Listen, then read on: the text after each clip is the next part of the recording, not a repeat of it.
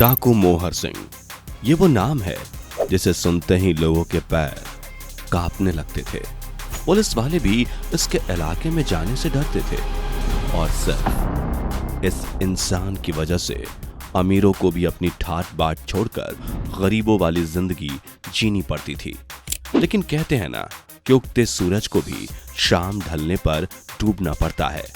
जो मोहर सिंह दोपहर के सूरज की तपिश की तरह पूरे समाज को जला रहा था, एक दिन वो सूरज भी ढल गया और चंबल का राजा मोहर सिंह ग्वालियर जेल का एक कैदी बन गया। आखिर ये सब कैसे हुआ? एक मामूली से किसान का बेटा मोहर चंबल का सबसे खूंखार डाकू कैसे बना? दिल्ली के किस करोड़पति इंसान को किडनैप करके इसने देश की सबसे बड़ी फिरौती वसूली? मोहर सिंह पुलिस की पकड़ में कैसे आया और जेल के बाद की जिंदगी में इसने क्या किया? इन सारे सवालों का जवाब जानेंगे आज के इस वीडियो में। डाकू मोहर सिंह का जन्म 1927 के मध्य प्रदेश में गोहट शहर के पास जटपुरा के एक गुज्जर परिवार में हुआ था। इनका परिवार खेती बाड़ी करता था। पढ़ाई लिखाई में ज्यादा दिल नहीं लगा, इसलिए चौथी क्लास के बाद स्कूल जाना छोड़ दिया। पढ़ाई छोड़ी तो पहलवानी की तरफ इनका रुझान बढ़ा। खेती के कामों में जो समय बचता वो अखाड़े में ही बीतने लगा। 1950 के दशक में पड़ोसियों के साथ जमीनी विवाद शुरू हो गया। आपसी झड़प के बाद मोहर सिंह अपने परिवार के साथ पुलिस की मदद मांगने गए, लेकिन उन्हें पुलिस से कोई मदद नहीं मिली। उल्टा पुलिस वालों ने दुत्कार कर वहां से भगा दिया। वो पुलिस स्टेशन से घर आ गया। एक बार फिर पड़ोसियों के साथ जमीन का विवाद बढ़ा और पड़ोसियों ने मोहर सिंह और उसके परिवार वालों की पिटाई कर दी। मोहर सिंह को अपने परिवार के ऊपर हुए इस जुल्म का बदला लेना था। इस घटना के बाद ही उसने हथियार उठा लिया और 1955 में अपने एक पड़ोसी की हत्या कर दी। पहलवानी का सपना देखने वाला मोहर सिंह अब एक हत्यारा बन चुका था। पुलिस से बचने के लिए वो जंगल में भाग गया। चंबल के बीहड़ों में जाने के बाद मोहर सिंह अलग अलग डाकुओं के साथ रहना शुरू कर चुका था। शुरुआत में वो रघुनाथ कुशवाहा, जगमोहन, प्रहलाद सिंह और माधव सिंह जैसे डाकुओं के गिरोह से जुड़ा रहा। फिर बाद में फूलन देवी के साथ भी कुछ दिन रहा। दूसरे डाकुओं के गिरोह में रहने के बजाय मोहर सिंह ने खुद का गिरोह खड़ा करना शुरू किया। शुरुआत में मोहर सिंह के गिरोह में 25 डाकू शामिल थे। इन 25 डाकुओं के साथ मिलकर मोहर सिंह ने वो आतंक मचाया जिसे देखते देखते चंबल में मोहर सिंह की तूती बोलने लगी। इसके गिरोह में डाकुओं की संख्या बढ़ती गई और लगभग 150 डाकू मोहर सिंह के गिरोह में शामिल हो गए। फिरौती के लिए अपहरण में मोहर सिंह के गिरोह का सिक्का चलता था। यह गिरोह इतनी सफाई से फिरौती के लिए अपहरण करता था कि पुलिस चाहकर भी कुछ नहीं कर पाती थी और मोहर सिंह फिरौती की मनमानी रकम वसूल लेता था। डाकुओं की दुनिया में फिरौती के लिए किए गए अपहरण को पकड़ कहते थे और इस काम में मोहर सिंह के गिरोह से ज्यादा खूंखार कोई और गिरोह नहीं था। डाकू मोहर सिंह का खौफ ऐसा हो गया था कि अमीर लोग भी खुद को बचाने के लिए गरीबों जैसी जिंदगी जिया करते थे। डाकू मोहर सिंह का खौफ सिर्फ चंबल या उसके आसपास के इलाके तक ही सीमित नहीं था, बल्कि इसके आतंक की पहुंच दिल्ली तक थी। अपनी इसी पहुंच की बदौलत 1965 में मोहर सिंह ने दिल्ली के एक अमीर शख्स का अपहरण करके उस समय सबसे ज्यादा फिरौती की रकम हासिल कर ली थी। इस अमीर शख्स के अपहरण की घटना भी बेहद फिल्मी है। यह शख्स महंगी मूर्तियों का तस्कर था, जिसकी पहुंच विदेशों तक थी। अपने इलाके में छोटे मोटे अपहरण की घटनाओं को तो मोहर सिंह का गिरोह अंजाम दे ही रहा था, लेकिन इस बार मोहर सिंह ने बड़ी मछली पर हाथ डालने का फैसला किया। पहले उसने उस तस्कर तक एक खबर पहुंचवाई कि चंबल में महंगी मूर्तियां मिली हैं।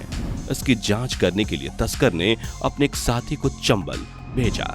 वो साथी तो नहीं लौटा, लेकिन उसने तस्कर तक खबर भिजवा दी कि मूर्ति मिलने की खबर सच है। कंफर्मेशन मिलने के बाद तस्कर खुद चंबल चला गया। इसी पल का मोहर सिंह को इंतजार था। तस्कर को बंधक बनाकर मोहर सिंह ने इसके परिवार से फिरौती की मांग की।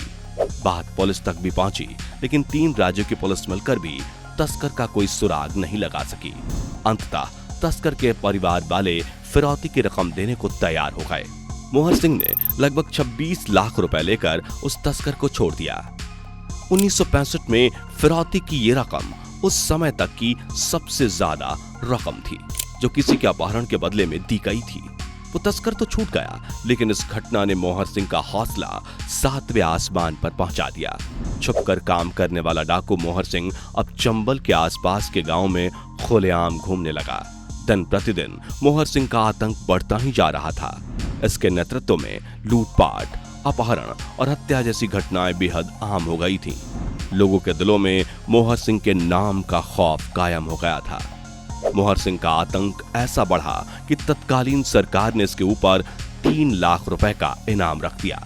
मोहर सिंह का गिरोह कितना खतरनाक था, इसका अंदाजा आप इसी बात से लगा सकते हैं कि उस जमाने में 3 लाख की वैल्यू आज के समय में लगभग 3 करोड़ रुपए के बराबर है। सिर्फ इतना ही नहीं, मोहर सिंह के पूरे गिरोह पर तो 12 लाख रुपए का इनाम था। डाकू मोहर सिंह या इसके गिरोह की खबर देने पर भी यह इनाम मिल सकता था। मोहर सिंह गांव में खुलेआम घूमता भी था। इसके बावजूद गांव का कोई भी इंसान मोहर सिंह की खबर पुलिस को नहीं देता था, क्योंकि मोहर सिंह ने खुलेआम यह ऐलान कर रखा था कि अगर किसी ने भी उसकी मुखबरी की तो वो तो मरेगा ही, साथ ही उसके परिवार की भी जिंदगी खत्म कर दी जाएगी। और उसने ऐसा कई बार किया भी था। अपनी मुखबरी करने के शक में इसने कई सारे लोगों की हत्या की थी। मोहर सिंह और उसके गिरोह की सबसे खास बात यह थी कि भले ही यह गिरोह कितना भी खूंखार था, लेकिन फिर भी यह गिरोह महिलाओं के खिलाफ कोई अपराध नहीं करता था। यह गिरोह महिलाओं की पूरी इज्जत करता था। अगर कोई भटकी हुई महिला इन्हें जंगल में मिल भी जाती तो मोहर सिंह इन्हें अपने पैसों से इन महिलाओं को सुरक्षित अपने घर भिजवा देता था। 1960 से 1970 तक चंबल में मोहर सिंह का एक छत्र राज चलता रहा। इसका आतंक सरकार के लिए बड़ा सिरदर्द बन चुका था। इधर जयप्रकाश नारायण डाकुओं को आत्मसमर्पण कराकर उन्हें फिर से मुख्यधारा की जिंदगी में लाने की कोशिश में जुटे हुए थे। डाकुओं के आत्मसमर्पण के मुद्दे को लेकर जब जयप्रकाश नारायण तत्कालीन प्रधानमंत्री इंदिरा गांधी से मिलने गए, तब इंदिरा गांधी ने कहा था कि वो डाकुओं की अपनी मांगों के साथ आत्मसमर्पण तभी स्वीकार कर सकती हैं जब डाकू मोहर सिंह हथियार डालने को तैयार हो जाए।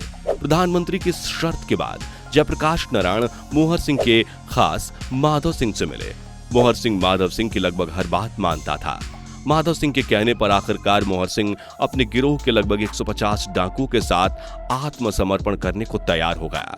1972 में जयप्रकाश नारायण की मौजूदगी में महात्मा गांधी की तस्वीर के सामने मोहर सिंह और उनके साथियों ने हथियार डालकर हिंसा छोड़कर अहिंसा के रास्ते पर चलने का वादा किया। मोहर सिंह का यह आत्मसमर्पण कई शर्तों के साथ था। उसकी सबसे पहली शर्त यह थी कि उसे मौत की सजा ना दी जाए, जेल में उसे खुले में रखा जाए और खेती बाड़ी के लिए उसे जमीन दी जाए। मोहर सिंह और उसके गिरोह के ऊपर लगभग 80 हत्या और 300 से ज्यादा अपहरण के मामले दर्ज हुए थे। हालांकि कुछ रिपोर्ट्स में 400 से ज्यादा हत्या और 650 से ज्यादा अपहरण के मामले बताए गए हैं।